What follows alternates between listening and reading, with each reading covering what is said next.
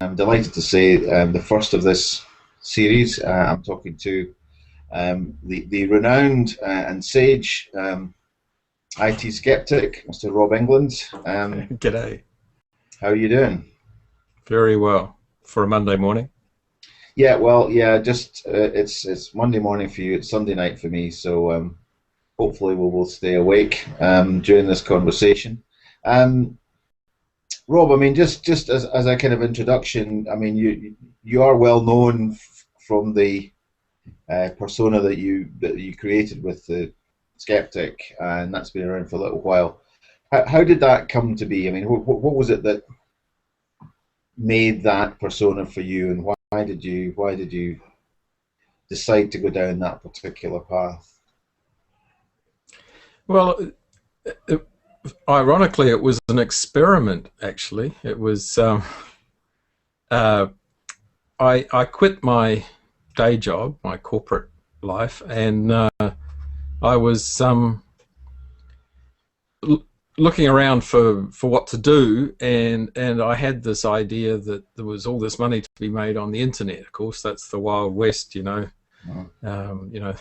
And so go west, young man, and go out to the edges and see where the money is. So I was trying to get hold of this newfangled thing called the internet, and apparently all the money to be made was blogging. People were going to get really rich as bloggers. This was the future of fabulous wealth on the internet. And so I thought, oh, I better learn about this blogging stuff. I'll have a blog, but first of all, I'll do a pilot blog. I'll just knock a rough one up initially, just to learn how these blog things work.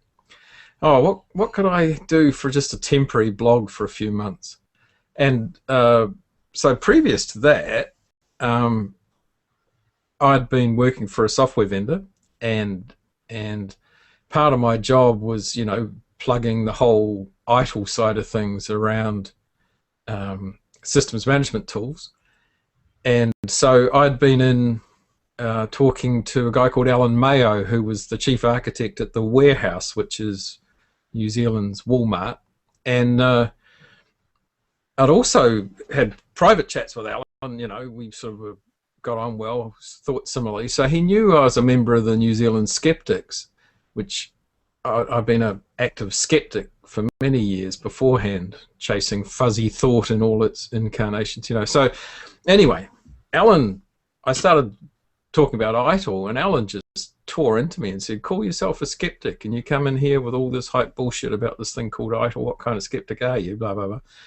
And so that triggered me off to do a presentation, a skeptical view of ITIL, which I gave, I can't remember who I gave it to long ago. So I had this presentation sitting there, the skeptical view of ITIL. So I thought, hey, that would be a good blog. I'll do a blog for a few months about a skeptical view of ITIL. I'll be the ITIL skeptic.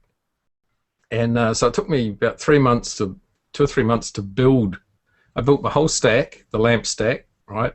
Linux, Apache, MySQL, PHP, Drupal on the top, and a blog on top of that.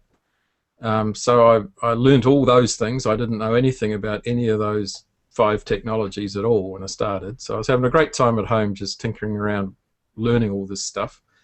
And put this blog up and expected to get a few hundred people read it. And there was this vacuum of, you know, everything that everybody was saying about ITIL was all wonderful and sunny, and, you know, and this one voice sort of popped up and went, well, actually, there's a fair bit of crap talked about it. And so there was this vacuum of people crying out for some sort of alternative voice, and the blog just got sucked into that. People popped up out of the woodwork all over the place with all sorts of whistle blowing on what ITSMF were up to, and OGC were up to, and all sorts of views on the issues with the ITIL content itself, and all sorts of great debates got going. And it was, and so then I piped up and said that I thought CMDB was a load of crap, and that was a second wave of people going, wow, somebody actually said it. The emperor has no clothes, and there were all these other people jump up going, well, I've been waiting for somebody to call that out for ages. Yeah, and it just got this momentum. And then TSO did one of their early saber rattlings around um, trademark around ITIL, and so I thought, oh, better rename the blog. So it very early changed to the IT Skeptic, which was also a lucky move because it gave me much more generality, so I wasn't actually pinned to ITIL. And next thing I knew, the readership and the page views and the unique visitors and so on have just been on a constant climb. And today is in 3 days' time, it's the 7th birthday of the IT Skeptic. 7 years in blogging. I do Coming up remember to, I think, about 1,200 blog posts and another 300 or 400 pages on the blog. Yeah, I do remember about that time going into the IT Smith in the UK, and I wouldn't say there were pictures of you on the wall, but there was there was certainly a certain amount of antipathy and I'd probably just root aggression to the whole concept, and that even then there's that sense that because you were so far away, it also seemed quite exotic and interesting, But And a bit surreal, perhaps.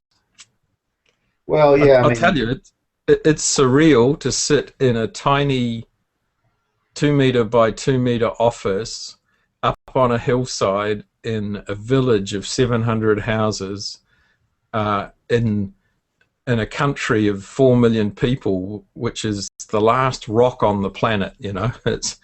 It's right out on the edge, and build an international brand on the internet. There were days I just sat there and thought, I can't believe this is happening. This is just insane and fantastic, absolutely fantastic. okay, I mean that's a great sort of intro, because I mean I'd like if we could just hold that there, because that point of how it's come to be. Can we just go back a little bit then, and we'll come back to that point of the creation of Skeptic and where you are now with that, where we are going forward. But let's just retrace a little bit before, and actually just quickly run through the sorts of things you did before. So you said you worked for a vendor, CA that was, wasn't it? Yeah, yeah, lovely CA, everybody's friend. Yep. Um, And 16 years at CA. So I worked for 4 companies. I worked for CA, CA, CA, and CA. I mean, the company changed so much in those 16 years that it really didn't feel like working for one company. But I did stay too long.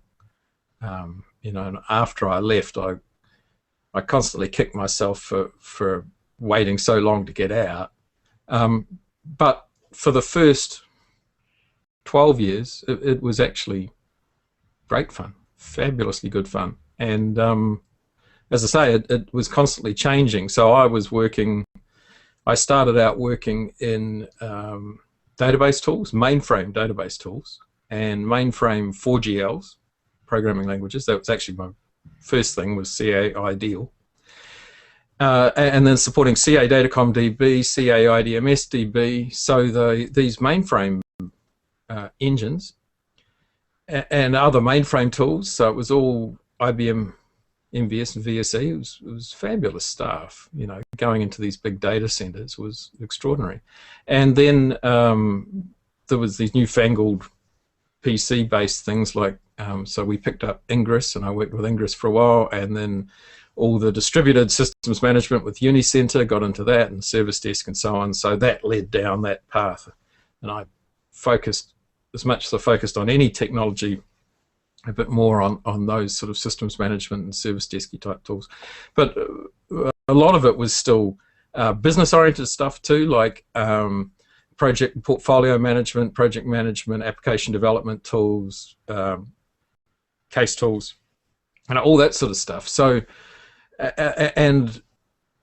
so after about 10 years of that, I managed a pre-sales team for a while, and that taught me that specialization was not the future, certainly for me, and that I needed to be a generalist. And there was this crying need within CA and within the industry as a whole for people who weren't just a product jockey to one or two products, and could be a generalist, and from that could talk the business conversation. And I moved more into what we call business technologist, or so that whole solutions space, and straddling the business and the technology, and talking to both camps, and doing the pre-sales solution architectures, and basically making sure that what was being sold was actually a fit to what the customer wanted. There's a radical concept in the software industry.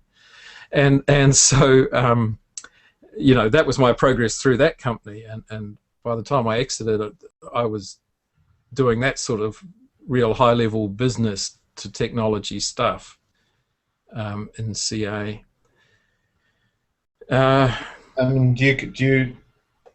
Did you at that point, or had you certainly in the early part of your career, thought of yourself as a techie, as a software guy, as somebody who was, because you said you had that awareness of the need for generalism, but I mean, had you gone into CA as a expecting to be a super tech Yep, absolutely. So I got hired a few years before that by an amazing New Zealand company called Progeny, who in 1986 and 7, we had molded fiberglass case machines with a PC inside them and an integral monitor built onto the front, and a slot where you put the floppy disk in to load them, right, in 86. And that were kind of portable if you were strong enough to pick them up by the handle on the side. And they were making CBT, computer-based training packages that were colorful and gooey, and they were just so progressive.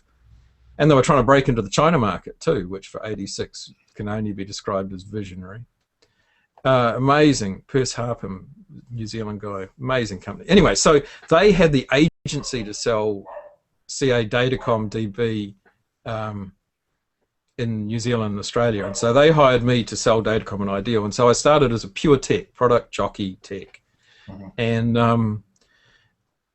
later on, while at CA, there's a guy called Art Jacobs who was one of the creators of TAS, Target Account Selling, which is a sales methodology that's big in, I think, HP and a number of companies. And CA Australia picked up TAS long before CA anywhere else did, and only the best. We used to fly Art out to do the TAS training, so I had the privilege of being trained by Art 3 times, and extraordinary man who caused a road to Damascus change in my thinking. He taught me the importance of politics and people and culture. I was one of these techs who thought that if you do a really good demo and you get the best results in the benchmark, then they'll buy your product, and why not, right? That was my sort of geeky tech view of the world, until Art taught me that it just doesn't work that way.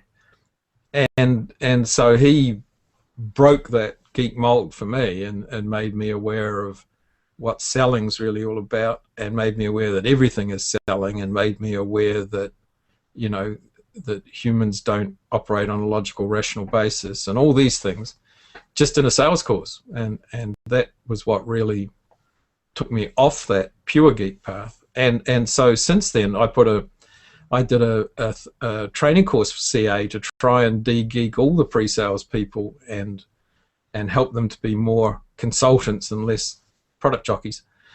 And we did 86 people in the end, just in Australia, through that course, which was extraordinarily well received by the people doing it and by their managers, because it was trying to get across the same message that it's about you, it's about the politics of the situation, it's about the culture, and the product's just another product. Don't get wedded to your product, and don't think that your product's going to win the deal, because it isn't. And so I had a lot of fun doing that, and we called it the hunting camp, and it was really good, and that got me onto a whole path of. So I've since done a book and a whole bunch of blogs and a number of webinars around professional development and for geeks, and both addressed to the geek, free yourself, and addressed to their management around how to help them down that path. So I mean that must give you, an additional perspective, if you like, for consulting. Which, I mean, I know really that's still, oh, you might get me wrong, but that's ultimately what you're still trying to do is to be out there helping organizations. So I mean, I suppose the question is really, if you scroll back 10, 15 years, would you have seen yourself ending up where you are now? I mean, or is that still a surprise to you, regardless of how it's happened and what you described in terms of it not being particularly planned? But well, it's a source of astonishment, yeah. Yeah, I mean, it's not one of those things. I mean, were you the same when you were actually going into IT? Did you set out thinking, yeah, IT is going to be my career, or did you drift into it like the rest of us? Not quite as much drifted as some people do, that they're in the accounting department and they're working with the accounting software and they slide across the organization or that sort of thing. I never had plans at all. I think another thing that informs my perspective is that we're not really going to talk about the first 30 years of my life, because I think it's safe to say I went off the rails and had a pretty wild early part of my life. So that, I've mixed with people and done a lot of things that an awful lot of people in this industry haven't. And so that in terms of just understanding human nature and the world, I think I have a slightly wider perspective than many too, which has been a great help, I think, with the blogging. So when did you actually start in IT? I mean, how old were you when you got your first job in IT? Just 29, 30. So I finally finished a university degree. It took me 9 years with a few breaks in between. And so I came out of... What was that degree? Well, it started out being engineering, but I was excluded from the engineering school for life. So after 4 years.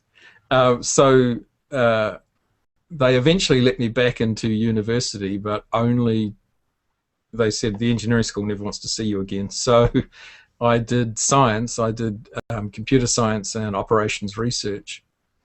Because at engineering school, we were playing with these things called PCs. No, we were playing with these things called microcomputers that came, you actually soldered together everything onto the board.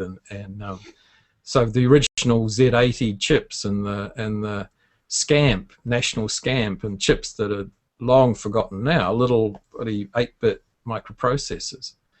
And so that was really great fun, and we were hacking them, and I was writing assembler code, I was de-assembling the operating systems on them so we could hack them. So I'd quite enjoyed that aspect of engineering. I thought, well, those computer things were kind of fun, and so that was why I just drifted into computer science. And then so I popped out of university with this computer science degree and absolutely no idea what I was going to do. And the only companies that were actively recruiting around the university for us were the software vendors. So I interviewed with IBM, Digital Equipment Corporation, Hewlett Packard, and this tiny little company from the Hut. And it's a long story that I probably won't go into now, but they interviewed so differently to the other three that I thought, wow, these guys are cool. I want to work for them. And so I did. Well, I mean, what you said about, your experiences and your previous experiences helping to, I mean, that must be personally, I was about the same age, slightly younger when I got in. I'd done quite a lot of stuff before I even got anywhere near it, and I was horrified by how insular it was in terms of people's outlook. Um, that So that you must. understand. Sorry. So you understand what I'm saying, yeah. Absolutely, yeah. I mean, I had a different career in music before I got in as well. So I mean, it's that sense of having done other things. I think that I think informs consulting. I mean, how do you describe, or how would you characterize your approach? When you go into an organization now, what's your? I mean, presumably you don't go in as the skeptic, because that probably scare the hell out of everybody, or maybe you do. I don't know. Well, it's funny that just lately a few New Zealanders have heard of me. So mostly they hadn't as the skeptic when I went in. I was just Rob England. Lately, I've had a couple of instances of, oh, my funny book, Real ITSM. Oh, someone in the office has got your book, and we've all been laughing, so they'd know me through that quite satirical view of IT. Or lately it's been the basic service management book that a few people go, oh, yeah, I saw your book. So they know me through the books occasionally, and just occasionally, oh, yes, I read your blog as well. They know the blog. So I have to be a little bit careful to not, to make it clear that I'm not coming in a totally skeptical point of view. But it does still provide value, because I sometimes I'll refer to it when I'm initially pitching to or engaging with a client to say that, hey, I'm not going to come in here and spout ITIL theory. I'm not some ITIL zealot. I'm not here selling ITIL. In fact, I've got this blog that throws a few rocks at it. That it can be part of the story there to say that you,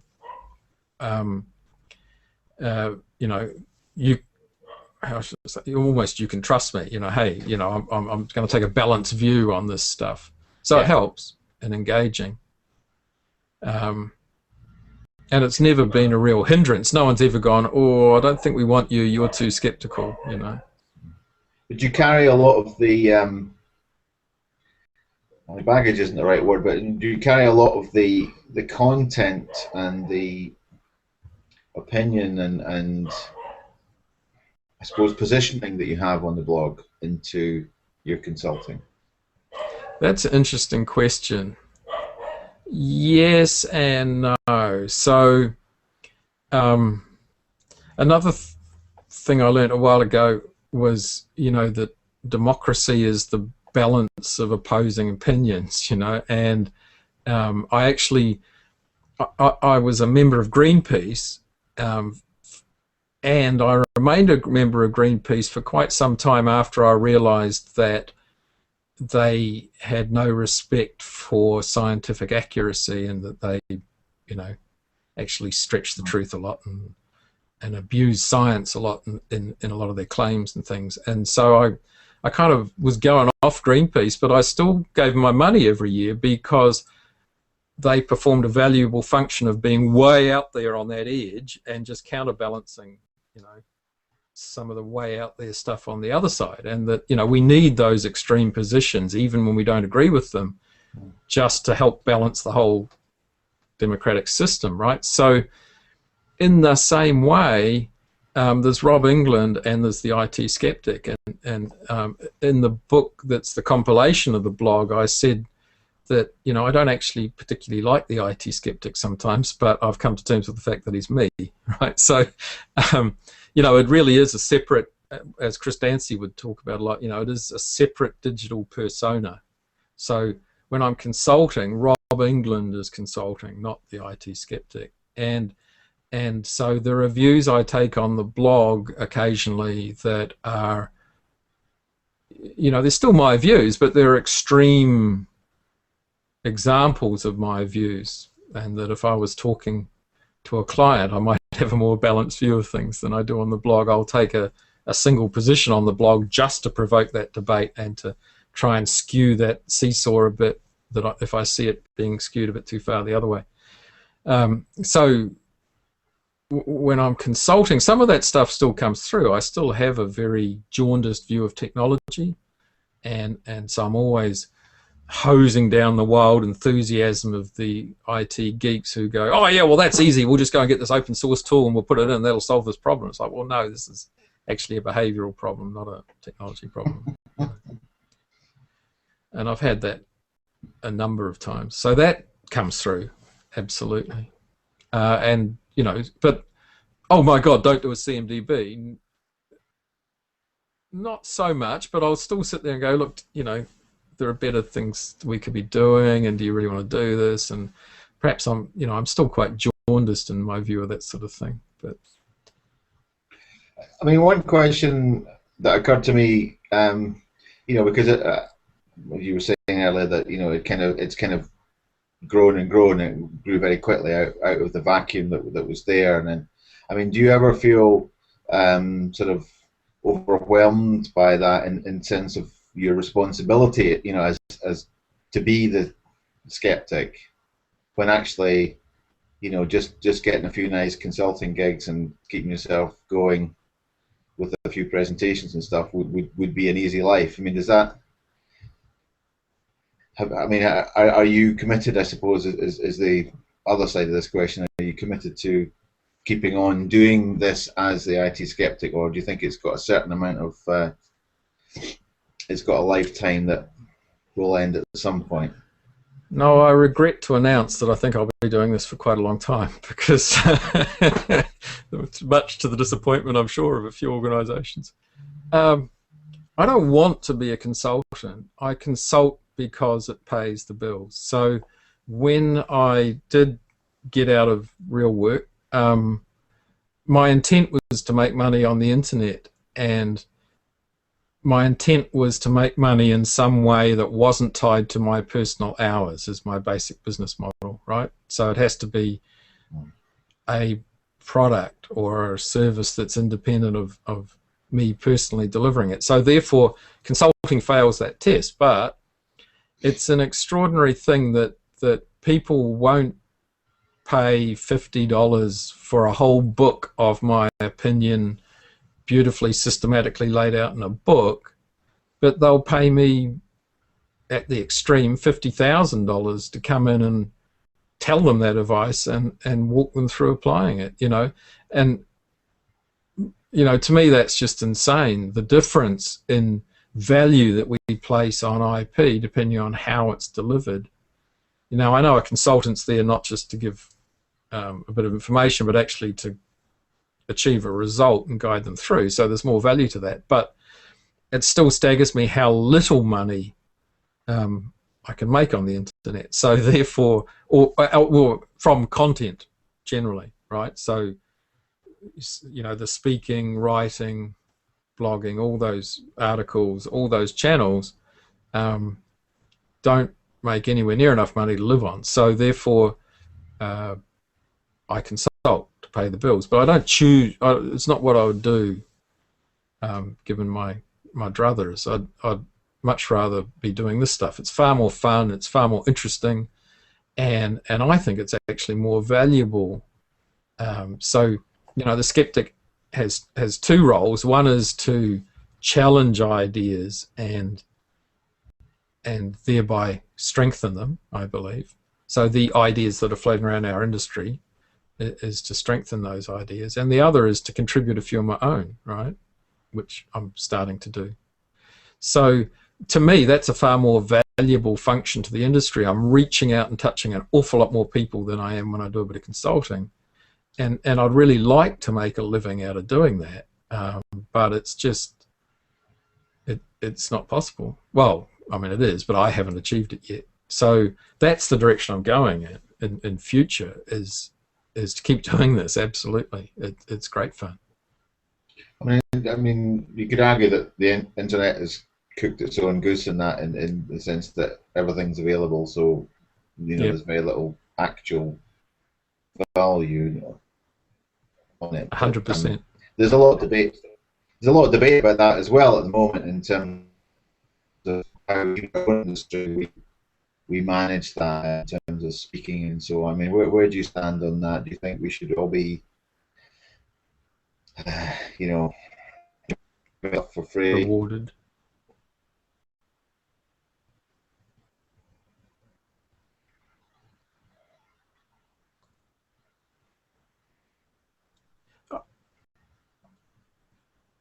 I agree. Yeah, I agree. I think the internet has destroyed the value of IP. Much so, it's set this expectation that it's going to be free. Absolutely, and that's an issue. I also agree with the premise that people should be rewarded for contributing, and that there's far too much expectation of volunteering all this valuable IP, right? And that people are supposed to just put their IP out there and be rewarded with the fame and glory that they don't get. So, because there are, the other issue is there are so many voices now. So, um, when I started out blogging, it was pretty lonely. There were one or two others. And when I started out conference speaking, as an alternative to all the vendor voices, there weren't too many other people doing that either. So now there's this massive number of people coming on to the speaking circuit as independent speakers. And of course, the blogging thing, it's a cacophony, right? It's the Tower of Babel. So, to be a unique voice and to be heard and to have some sort of differentiating value above that rising mass is actually really, really challenging. And that's what I'm working through at the moment. I've got my business plan right here, trying to plan what the hell will I do, and is there any future, and where do I have to go in order to continue to be able to do what I do and not be driven out of a market that's rapidly commoditizing, because that's what's going to happen for sure. There's just so many people and so many voices that can't do anything else. So I think there's a role for I have to find ways to stay unique, and I've got some thoughts around that. But also there's a role for filtration, that there are so many voices. What the hell do people listen to? And so they're going to turn to trusted advisors. And so, above this layer, this mass of people have all got some IP and some thoughts and some opinions and some cool stuff they're doing. I think there needs to be another layer of people who are filtering that stuff, providing some sort of assessment and value differentiation around this volume coming up, because people just don't have the time and the bandwidth to listen to all the people that want them to listen to them. And then I'm just talking ITSM here, let alone in any other space. So, I mean, just moving on from that, then, I mean, I know obviously there's things that you've come up with. I mean, in terms of, if you like, the SCEP is there to, as you say, to be the alternative voice and if you like, the extreme end of that, and to challenge. What are your, if you like, positive, definitive thoughts or messages about what ITS, let's just keep with ITSM, about what ITSM should be doing or where it is going? I mean, there's a million different avenues in this, but just simply, you've got some new ideas, standard and case, things like that. We can touch on that a little bit. If you're just going into a let's say a sort of medium-sized enterprise at the moment, or you're talking, at a decent business level to some business people who want to engage with technology and engage and then deliver good services. Where do you start with them? What do you say is the thing that they need to be doing? If you have to just do 3 things or 4 things or 5 things, and that could be a program or whatever, but how do you lead them in? Do you say, right, well, just forget ITIL, or let's look at COBIT, or what's your sort of key message, if you like, going forward on that? Well, we've been through the frenzy of let's do ITIL, and I think we're coming out the other side of that. Although you know, there's a 10-year life cycle in the way that cultures and ideas change. So there's still lots and lots of people out there who still think let's do ITIL, especially in the customer base. Uh, but I think we're getting past that, and so ITIL's just a tool. ITSM is just a tool. ITSM is not a religion and it's not a movement, not anymore anyway. And it's becoming commoditized. It's becoming business as usual. It's becoming, it's over the hype curve. It's over the top. It's now down through the trough of despondency, and I think it's with disillusionment. And I think we're moving towards that stasis that the hype curve has right out at the end. ITIL's just ITIL. Okay, ITIL, yeah. ITSM's just, oh yeah, ITSM. It's becoming part of the fabric of our day-to-day IT, that you just have it and you do it, and it's just there.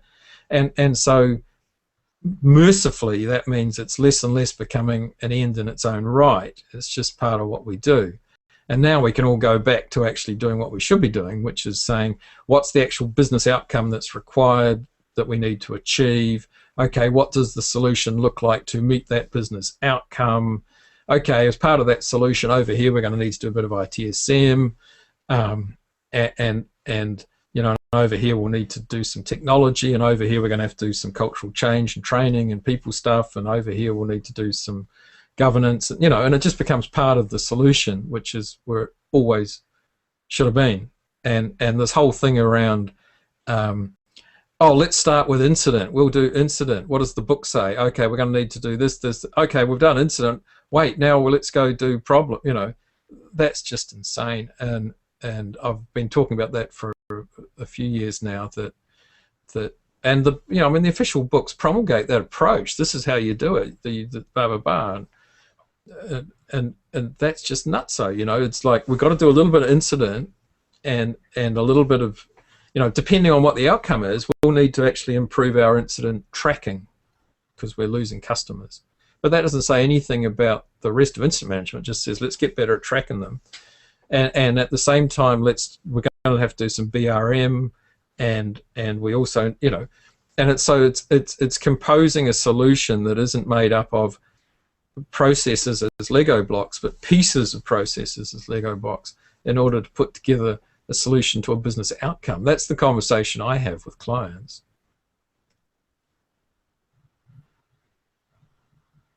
Okay, so I mean, I suppose the next thing out of that then is where do you think it will be? And particularly, I mean, you've got something like standard and case, which I think is a great way of looking at that relatively mechanical stuff that we've been messing around with for a while. Do you think? I mean, you're talking about things like a bit of incident, a bit of problem, and then we get now we've got social, and then we're all going to the cloud anyway, and there's this constant kind of new hype stuff. It's almost like the marketing departments need to feed themselves every month, every year with some new stuff. It's an industry. That in itself is an industry. I mean, particularly from your perspective with an organisation like CA, which is, which to be honest, those types of organisations are quite challenged at the moment with the way technology is going and the commercial models and so on. I mean, do you actually think, from a kind of positive perspective, that we will still be doing this kind of stuff in 5 years, or is it all just going to all go to offshore mega MSPs that will run massive data centers on the Azores or whatever, and nobody will have a job? Because that's the other side. That's the, if you like, the other end of the extreme to the skepticism, is that suddenly we're all going to have this, that IT is dead. It's all going to move to another level, and all this stuff that we've all been doing is a bit of a waste of time. It's all going to the cloud anyway, so you don't need to bother. We're all dead. We're all finished. I've heard you talking about different aspects of that before, but I mean, where's your view on actually how the industry itself will develop? I think is where I'm going with this.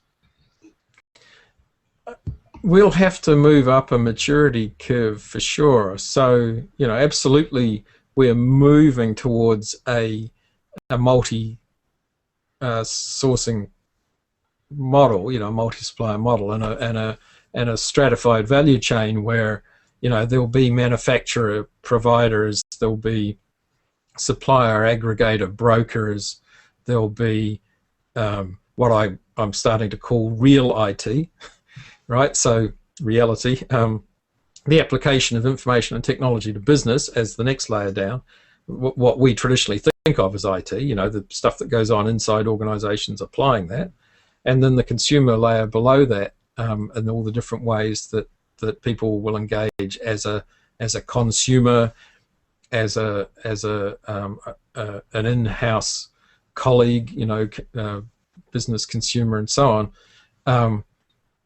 That will go to that multi-layered approach, and so that absolutely, I think eventually in the future,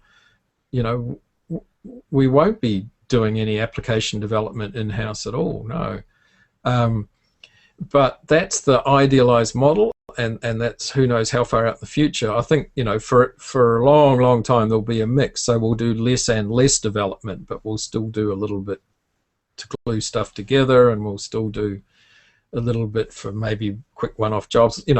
So we'll do less and less development in-house. We'll do less and less infrastructure absolutely in-house, right? More and more we'll get our storage and our platforms and networks and stuff externally, and we'll just outsource more and more of that, so that both sides of that equation will do less of. So the number of people working in IT in these organizations will probably go down, absolutely, in the real IT layer, but that's because they'll be going off to work for aggregators and service providers, and they'll be going off to work for manufacturer providers, right? Because it's not all going to be offshored. These things, it's all about, the different quality proposition and so on, just like not all manufacturing has offshored. In the same way, not all of IT will offshore. So there'll be jobs to be had as manufacturer providers. There'll be jobs to be had as supplier aggregators, right? That's where a lot of people are going to work now, right? To go and work for the capitals of the world, right? So, Who are they? yeah, who the hell are they? So, there will still be, people will move around, but maybe there'll be less jobs because, yes, there'll be these huge engines in India and China and Vietnam and Nigeria and Kenya and Egypt and right, there'll be massive information technology engines there, but there'll still be work, and there'll be those of us who move out of IT, just like we got sucked into IT from accounting and other sectors when IT grew. We'll sort of float back out into other roles as it shrinks again. But there'll always be real IT. There'll always be an IT department and organization, just like facilities, right? We outsource the creation of electricity, which is the favorite analogy for IT, and it sucks. It's a dreadful analogy for IT. But, we outsource the creation of electricity, but that still doesn't mean we don't have an electrician in the building, right? And we outsource a whole lot of facility stuff in terms of building and providing structures, but we still have somebody who's managing all the facilities in the organization. In the same way, we'll always have somebody who's responsible for information technology, for putting all these pieces together to aggregate into a service for the internal service to be provided in our organization, and at least providing the governance function to govern and supplier manage all of these external organizations that are supplying, in order to ensure that the SLAs are met, that the service is in fact as specified. I think that's the future. So yes, it's shrinking. No, it's not going to go away. Just coming back into more, I suppose, our own area of the industry, just briefly, and I don't want to get too much into this, but just what your thoughts are on how that industry is structured at the moment. There's obviously the sale of the swirl, but yeah, just as interested in working about how we manage that industry. Our industry bodies and how we share things, and it does all seem to be one of the surprises with the recent ITIL sales was people starting going on about, oh, now it's all corporate. It's been pretty damn corporate in some ways for a while. It's been certainly been very commercial for a while. What couple of things would you like to see in the industry in the next few years that isn't there now? We have to come to terms with the fact that ITSM is becoming business as usual and not some exciting new thing that everybody wants to know about. So it was ever exciting. Yeah, that's right, thrilling, right? But as you say, there are these hype cycles, and ITSM isn't the magic bullet anymore. People are off on other things that are going to, like the cloud, that are going to magically fix all their IT problems. So ITSM will cool down, and so that's the first thing. And I think Capita might find that ITIL's not quite as hot a product as they thought it was going to be in 5 years' time, just because service management will cool. But also there's a progression of greater sophistication and complexity with each passing decade or whatever. If you went back to the 60s and 70s and tried to talk about supplier management or service level agreements to the original computing, guys said, no, wait a minute, we're trying to get the assembler right here, So, service management will just get absorbed into business as usual, and the next level of sophistication is we're seeing emerging already. It's around the human elements. It's around the whole customer focus, outside in stuff. It's around governance, right? And it's around assurance and control, I think. So going forwards, we need to be a lot more sophisticated about how we govern IT and about that whole interface between IT and the business and between IT and the customer. And that's where we'll grow to, so that service management, instead of being our day job and what consumes us, will be just one small part of what we do. It'll just be one of the books on the shelf, right? And that to me is where we need to get to pretty quickly, especially the governance side of things. Governance is being done so badly, so broadly. There's so many organizations are doing it just so utterly badly, governance of IT, that that's got to be the near future, is getting that message out. And that's why I've always had my money on COBIT as the racehorse in the race. At the moment, it's still not looking like a fantastic investment. Good bet.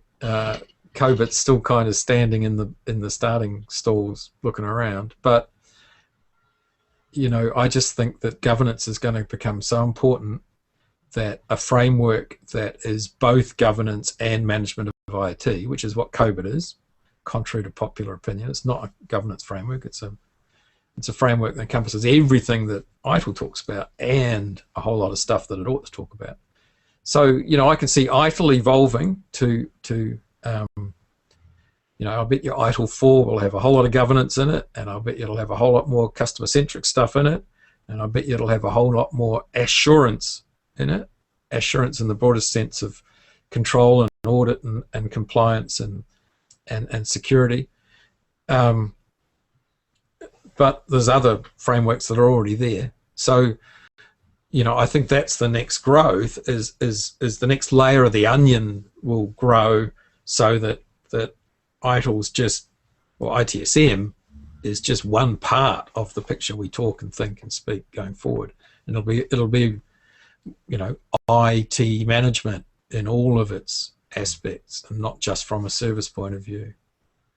Just rounding that off, because just from what you're saying earlier about your own kind of um, sounding American here, but journey, in terms of going from being the geek to the business focus and the people focus and so on. I mean, that's something that seems to come up a lot these days. Is almost as if it's another thing, that you can just do culture change. You can just press a button, you can just buy something, and it suddenly changes people from being geeks to suddenly they're out there talking to the customer and in an open and engaging Caring way. I mean, manner. well, what do you? I mean, personally, I've come to the point recently where I think actually there's a lot of IT people who just are just IT people and can't change from that. I mean, what's your take on that? Do you think you can always do something with governance and the right kind of tools? Do you think we just haven't had the right tools, or do you think we can't change people? I think that there's a massive issue around IT thinking that because you can change technology in seconds or minutes or days or weeks, that you can change people as quickly. So in my Tipu methodology, it takes an agile approach to changing behaviors and improving things, because all service improvement is about improving people. It's not about improving technology. It's about improving the way people do stuff. So it takes an agile approach, but it talks about a sprint being 3 months long, which blows some people's minds. That's not a sprint. Well, it's a sprint when you're changing people, when you're getting people to do a different behavior and follow a different procedure and use a different tool or use it in a different way or put different data in or whatever it is you're trying to get them to do, then 3 months is fast. To say, okay, that's a cycle of change, now we're doing another cycle of change, we're going to do 4 of these a year, people are going to start looking like a deer in the headlights. That's fast change for people, really fast. And it's got to be very incremental for them to even begin to cope with change that fast.